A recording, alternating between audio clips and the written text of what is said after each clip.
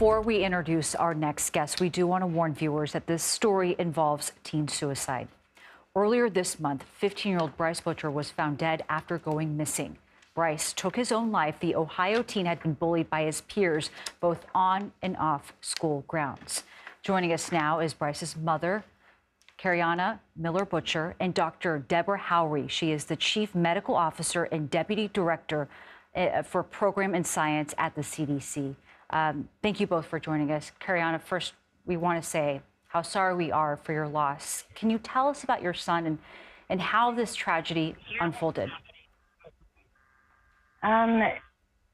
He got into some trouble last year, and really he fell into the wrong crowd. And then shortly after that, when he quit being friends with a lot of the kids, the serious bullying started, and he hid it from me. Mm-hmm. He only told me a little bit of it. And then, you know, hearing from other students since, or getting messages from people telling me how serious it was, it's way different than what he told me it was. Karianna, I sort of understand that, because I have a 12-year-old, and every day I ask her how school was, and every day she says, it's fine. No matter what happens, whether it's a great day or a stressful day, it's always fine. And sometimes it's really hard to get them to talk. She's only 12. I can only imagine how hard it is to get teenagers to talk. So, Doctor, I want to ask you, it's obvious the myriad of ways that bullying, harassment can affect one's mental health, but teenagers don't always show it the way adults do. What are some of the signs that parents need to look out for? You know, Karianna, she spoke to her son. She asked him about what was going on, but he was able to hide it. Yeah, great and important question. And first off, Karianna, I am so sorry for the loss of your son. I'm a mom of a teenage daughter as well, in addition to being, you know, a scientist at CDC. And there's so much we can do to prevent bullying. And about what we can look for, I think one is just having those open relationships with your children and having those supportive environments at home to where they are comfortable talking.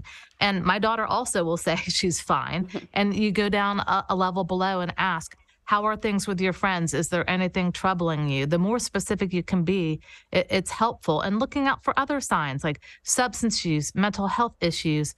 Are there problems at home or school that you can explore with your child a bit more?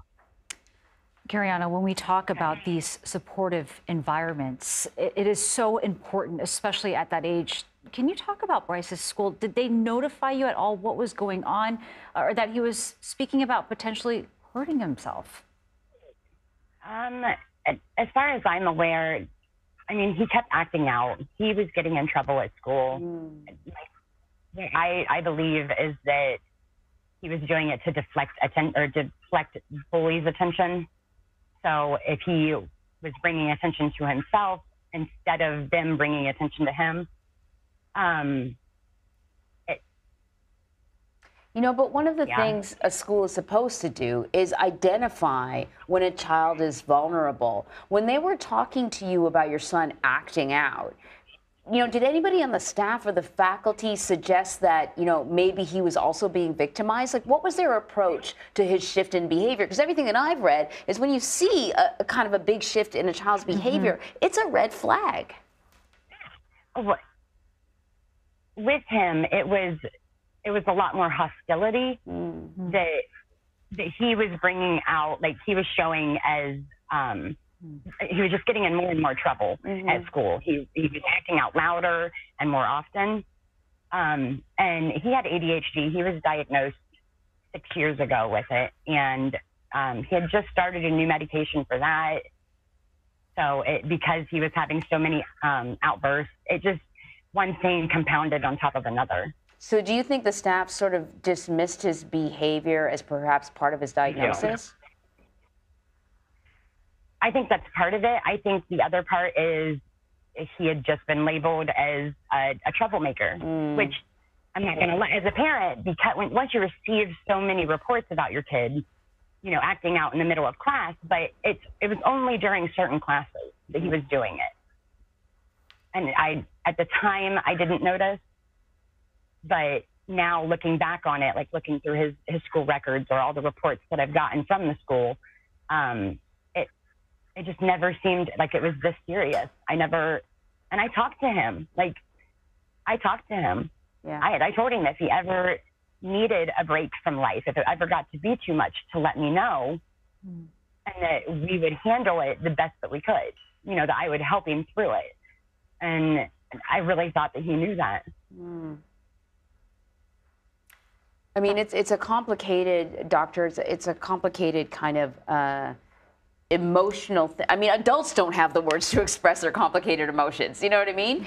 So it's no surprise that a young person wouldn't know exactly what to say to his mom. No, and I also want to ask you, doctor, about something that we're seeing, because according to this website, stopbullying.gov, 19% of high school students, 19% report being bullied on school grounds.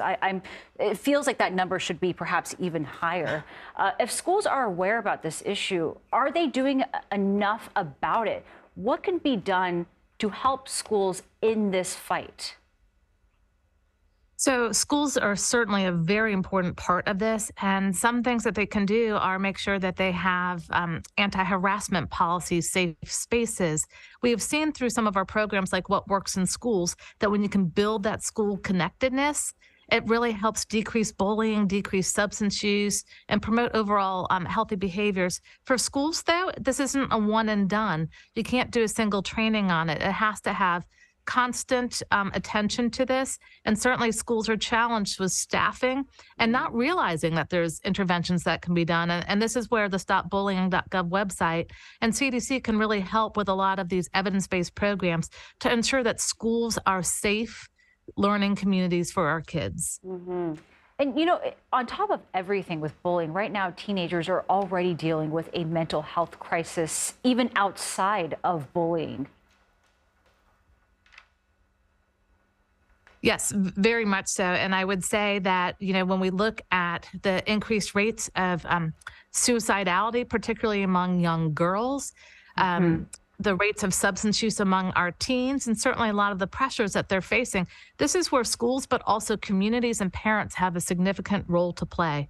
We need to make sure that there's after-school programs that provide job support or learning support for children, that there's a caring adult, whether it's in a place of worship, a school, or at home, that families and students together can have work on relationships and work on conflict mediation, different life skills. Those are all really important coping mechanisms that can give kids, their parents, and communities what they need to succeed. Karianna, I just want to give you the last word because I know this is not easy for you to do, and I know you're here because you don't want other parents to go through what you are going through.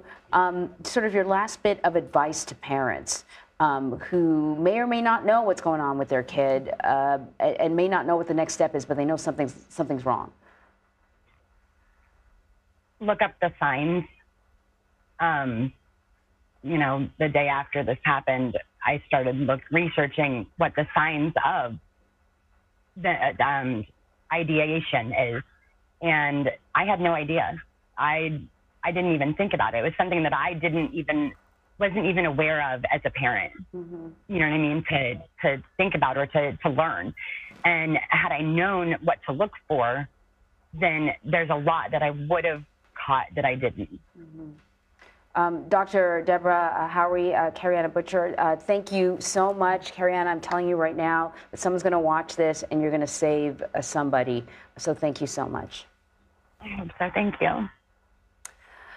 If you or someone you know is contemplating self-harm, you can call or text the Suicide and Crisis Lifeline. It's 988.